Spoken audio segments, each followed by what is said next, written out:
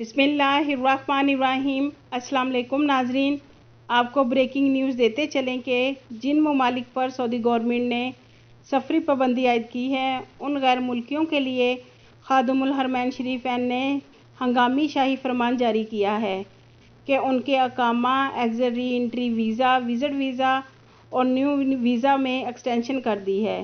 ناظرین، یہ ان لوگوں کے لیے بہت اچھی نیوز ہے جو سعودیہ سے چھٹی گئے اور فلائٹس بند ہو جانے کی وجہ سے اپنے ممالک پھنس گئے۔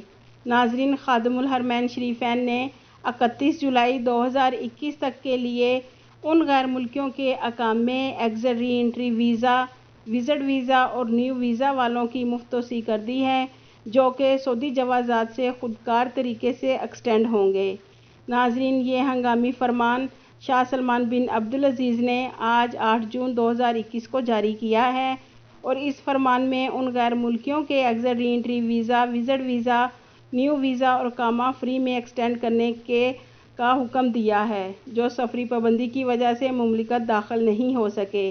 یاد رکھیں ناظرین، 31 جولائی 2021 تک فری توسیع ان غیر ملکیوں کے لیے کی ہے جہاں کرونا وائرس پھیلنے کی وجہ سے سعودیہ میں داخلے پر پابندی ہے۔